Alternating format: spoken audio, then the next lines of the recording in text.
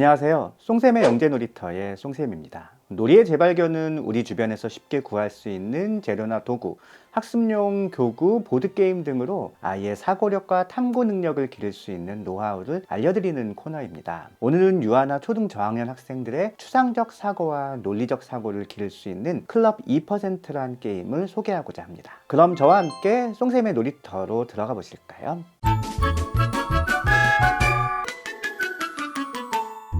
미국의 교육심리학자 피아제는 아동의 인지발달 단계를 감각운동기, 전조작기, 구체적 조작기, 형식적 조작기로 구분하였습니다. 이 중 유아에서 초등 저학년에 해당되는 단계가 구체적 조작기인데요. 용어 그대로 구체물의 조작을 통해 개념이나 원리를 깨닫게 되는 시기라 할 수 있겠습니다. 손가락이나 바둑돌 등을 이용하여 덧셈이나 뺄셈을 하는 것이 이에 해당됩니다. 물론 나중에는 이러한 구체물이 없이도 덧셈이나 뺄셈을 할 수 있게 됩니다. 아주 낮은 단계의 추상적 논리적 사고가 가능한 것인데요. 이러한 능력이 이후 형식적 조작기에서의 높은 수준의 추상적 논리적 사고로 발전할 수 있습니다. 그러므로 6, 7세 시기에는 적절한 자극이 매우 중요하지요. 오늘 소개해드릴 클럽 2%란 게임은 이러한 추상적이고 논리적인 사고를 다양한 난이도로 자극할 수 있는 매우 유명한 보드게임입니다. 이미 많은 유아 및 초등학년 대상의 영재교육기관에서 활용하고 있는 게임이기도 하죠. 우선 게임의 구성품부터 확인해 보겠습니다. 앞에는 문제, 뒤에는 해당이 나와 있는 84장의 카드가 있습니다. 그리고 옆으로 연결할 수 있는 5개의 2층집, 서로 다른 직업을 가진 5명의 사람 피규어야 5마리의 동물 피규어가 들어있습니다.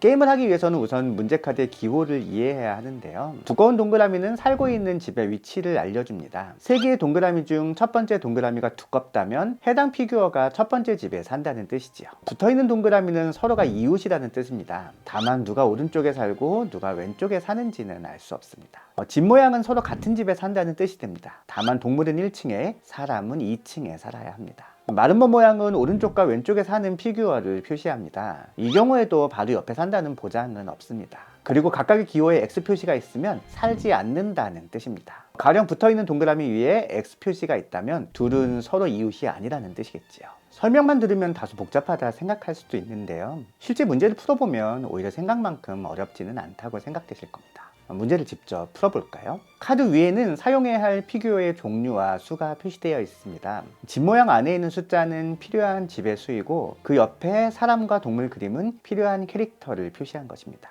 가볍게 3번 문제를 풀어보겠습니다. 집 모양에 3이라는 숫자가 있고 옆에는 사람 캐릭터만 있으니 사람 피규어 3개만 사용하는 문제가 되겠습니다. 우선 집 3개를 옆으로 연결합니다. 붉은색의 소방관, 노란색의 목수, 녹색의 잠수부, 이렇게 3명의 피규어도 준비합니다. 준비가 끝났으니 이제 힌트를 살펴보겠습니다. 첫 번째 힌트와 세 번째 힌트를 보면 잠수부는 두 번째 집에도 세 번째 집에도 살지 않는다는 것을 알 수 있습니다. 그러므로 당연히 첫 번째 집에 살겠지요. 두 번째 힌트에서는 목수가 두 번째 집에 살지 않는다는 내용입니다. 첫 번째 집 아니면 세 번째 집에 살 텐데요. 첫 번째 집에는 잠수부가 살고 있으니 목수는 세 번째 집에 살겠지요. 비어있는 두 번째 집은 자연스럽게 소방관이 사는 곳이 됩니다. 비교의 배치가 끝나면 카드를 뒤집어 정답을 확인합니다. 1번부터 17번까지는 3명의 사람만 등장하는데요. 18번부터는 여기에 3마리의 동물이 추가되어 총 6개의 피규어를 배치해야 하기 때문에 문제는 점점 어려워집니다.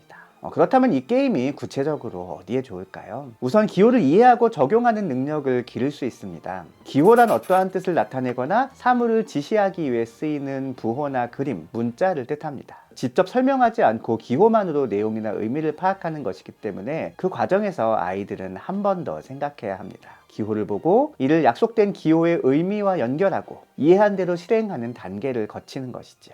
구체물을 조작하는 게임이라 이것이 추상화와 어떠한 관련이 있는지 의아하실 수도 있는데요. 구체물을 조작하여 문제를 해결하는 것은 맞지만 정확한 조작을 하려면 기호를 읽고 해석하는 능력을 갖추어야 합니다. 기호라는 것은 상상과 추상의 과정을 거쳐서 만들어집니다. 그러므로 이를 읽고 해석하는 과정에서 추상적 사고가 자극될 수 있습니다. 논리적 사고, 좀 더 자세히는 유추적 사고를 기를 수 있다는 장점도 있습니다. 문제카드를 보면 모든 피규어의 이동 정보가 표시되지 않는다는 것을 확인할 수 있습니다. 예로 들었던 3번 문제의 경우에도 3개의 피규어 중 2개의 정보만 제시하고 있죠. 그러므로 남은 1개의 피규어는 다른 정보들을 분석하여 짐작해야 합니다. 주어진 정보를 분석하여 새로운 정보를 찾아내는 것을 유추라고 하는데요. 이것에 딱 들어맞는 게임인 것이지요. 한편 84개의 문제를 전부 해결하고 나면 이 게임은 더 할 것이 없다는 생각도 하시기 쉬운데요. 문제와 정답을 역으로 바꾸는 게임도 생각해 볼 수 있습니다. 앞선 3번 카드를 다시 본다면 문제를 보고 정답을 맞추는 것이 아니라 정답을 보고 이를 기호로 바꾸는 것이지요. 오늘은 추상화와 유추 능력을 기를 수 있는 클럽 2%라는 게임을 소개해드렸습니다. 여러 명이 있어야만 할 수 있는 다른 보드게임과 달리 혼자서도 할 수 있는 게임이기 때문에 집에서 아이와 함께 재미도 찾고 교육적 효과도 챙기는 즐거운 시간을 가지시기 바랍니다. 지금까지 놀이의 재발견 송쌤이었습니다.